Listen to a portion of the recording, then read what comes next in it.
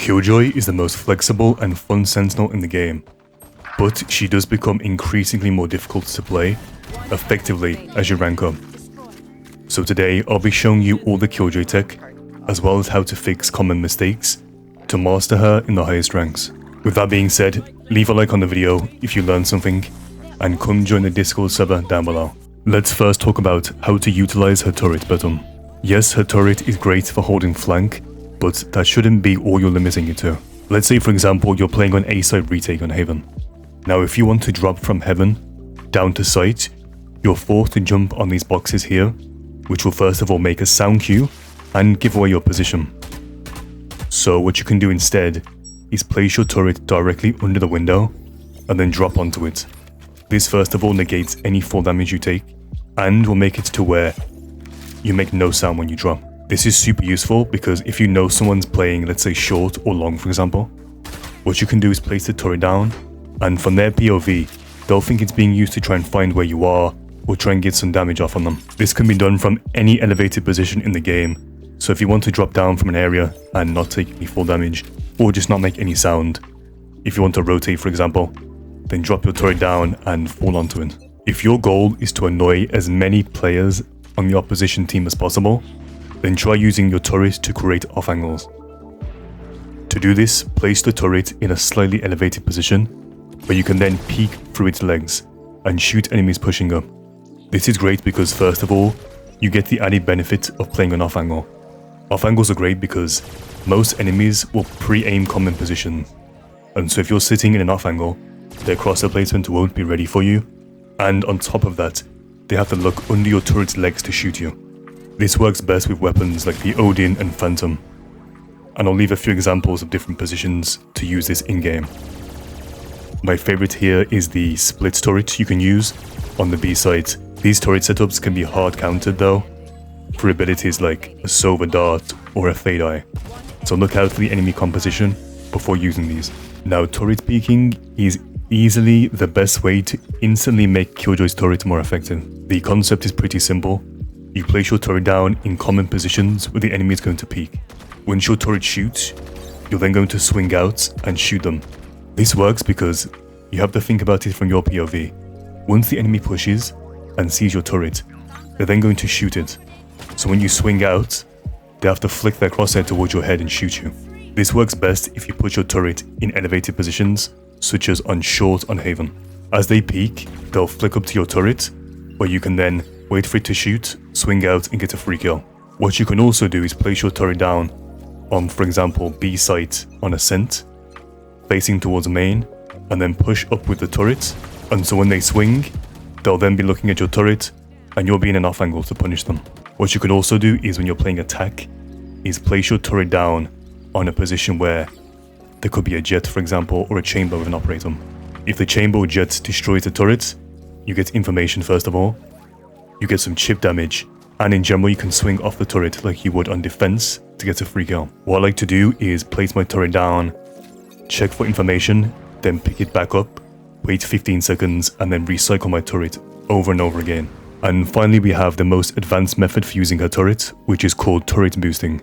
These are really crazy to use because they give you insane off angles, where first of all, they will never expect you to play, and secondly, you have the advantage of seeing the enemy first. My favorite turret boost for sure is going to be this one here on Bind, because first of all, it really helps if you want to deny the spike from being planted. Secondly, if they come through lamps, they're getting absolutely fucked because you have this crazy off angle. But to be really advanced, what you want to do is place a setup away from your turret boost. So for example on B side split, I can use my setup in Heaven. If they push out Heaven, I get an easy off angle on the turret boost and kill them, and I can then hold main at the same time.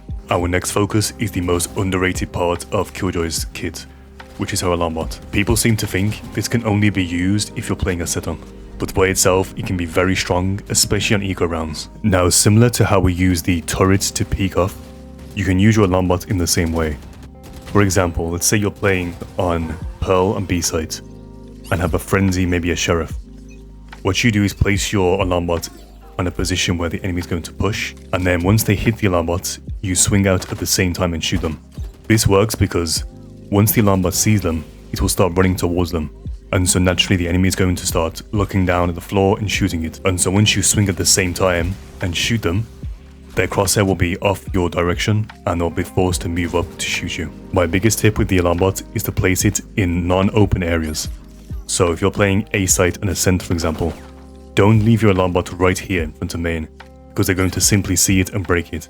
Instead, leave it towards the edge of the wall, so they're forced to move deep into sight and are guaranteed to hit your Alarmbot. So in general, when using your Alarmbot, try to hide it behind doors, behind edges of walls, anything you can to make sure it hits them without being broken.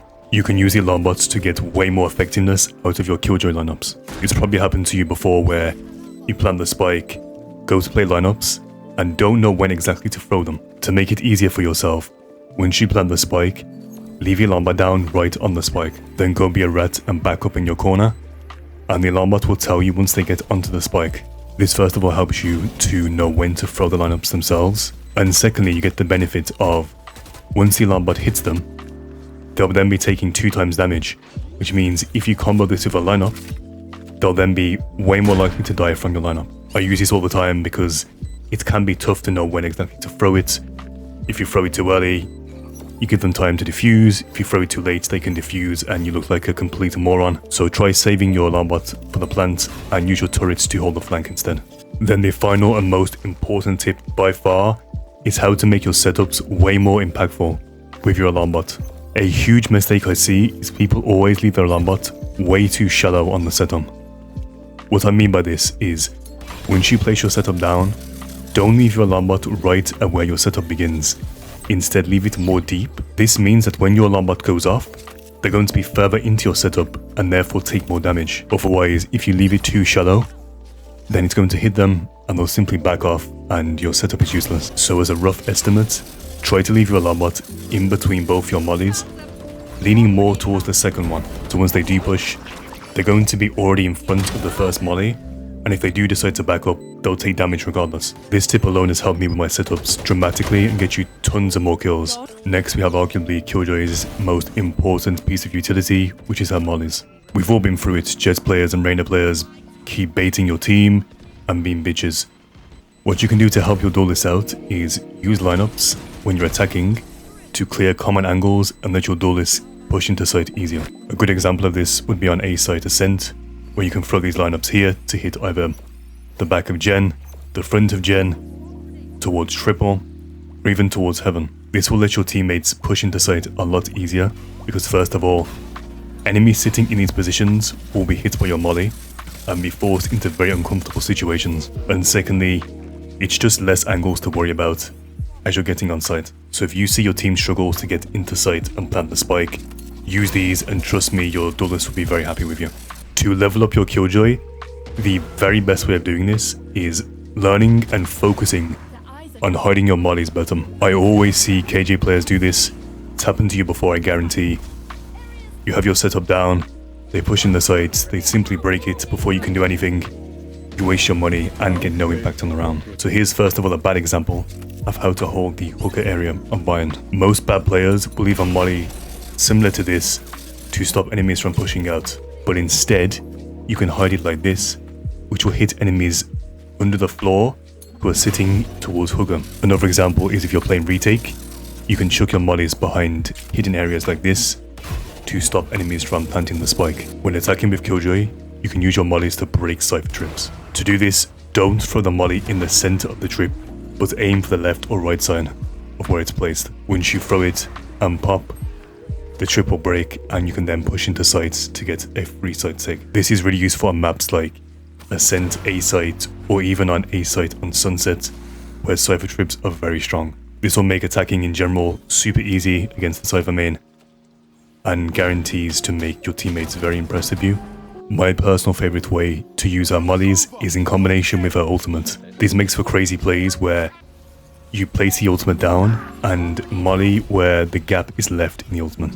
So for example, if you're playing on Haven on A site, you can drop the ultimate in this corner here, which leaves a gap right at the very edge of long. You can then use your molly to jump up and throw it in the corner, which either kills the player trying to leave into the gap or will make them run into the ultimate and get paralyzed. What I recommend is if you have the ultimate at the start of round, save a molly and use your other abilities to take space, get kills, and then once they take the site, you can then be prepared and have the molly saved up to use for your ult combination. Killjoy's ultimate was nerfed recently and now costs a total of 9 ult points to use, which means it's very, very important to use it as effectively as possible. Yes, it is a very simple ulti to use, but here are 2 tips to make it more effective. Previously in the video, I talked about how you can use ult and molly combos to take back the site on retake. However, you can use the same concept on attack when you're trying to take the site itself. For example, on B site ascent, when you put the ult down here in the corner, you can use this lineup with your mollies to block anybody trying to run off the site and get into spawn. This can be used on any single map, and once you learn these lineups, it makes it really easy to first of all take the site more effectively and get tons of kills as enemies try to fall back. Another perfect example is on screens on the map Split. Once you place your ult down in this corner, it leaves a gap towards screens, where you can then use a lineup to cover screens and let your team push up. Now on some maps like Fracture and Ascent, her ultimate is insane at getting the site.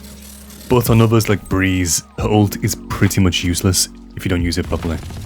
So what you can do instead of wasting it is use your ultimate to fake a site. To do this, simply call for a fake at the start of the round, let your teammates know, and have them go towards the opposite side. You can then make some noise, use your mollies to sell the fake, and then put your ultimate down. This is basically guaranteed to make at least one enemy rotate, and your teammates can then take the other side way easier. I do this myself when I realize the enemy likes to rotate super quickly, or again on maps where the ulti isn't as great as others. Next, here are some just general well-rounded tips for Killjoy to help you become a better player, both on attacking and defensive sides. When I first began playing Killjoy, I made this huge mistake of playing far too passive, and I definitely think it's the biggest issue most people have with playing her. What I would do was I'd place my setup down and then not take a different area and try to cover more ground, but instead just sit backside every single round, play off my setup and try and get clips. So if you place a setup down, then don't simply sit backside or sit next to it and shoot people. Take a different position and then cover 2 different areas at the same time, which goes into my next point, which is generally trying to spread out your util as best you can. You don't need to always use your Alarmbot, mollies and turret in the same place every time. You can use default setups, like for example this one here on Pearl. We have your Alarmbots towards door, a turret towards mid, and a molly either to deny the spike or try and get some damage. Here's a very good example of a bad habit that I just explained, where you again just sit backside, do the same thing every round, and what ends up happening here is because you're doing the same thing every single time, you're then going to see the enemy will not play the same site as you are. So you might say to yourself, very commonly, I keep playing B and they keep going towards A, I play A, they keep going towards B. It's because first of all, you're being way too predictable. And secondly, when you place all your util in the same area, then your chance of getting any sort of mitigation damage or any impact is lowered. Right, the more util you spread around the map, the more chance you have of somebody running into it, and the more chance you have of impacting the round in general. So don't always go for these crazy TikTok setup clips and try to play to win the game. Your aim is to win the game. You're not there to get TikTok clips and farm, right?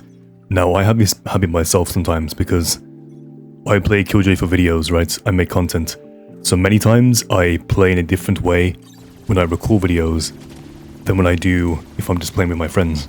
But I can guarantee you, if you try to split out your utility and be more versatile, you'll definitely see an improvement in terms of how much impact you're getting. The second general tip is how to guess where the enemy is playing.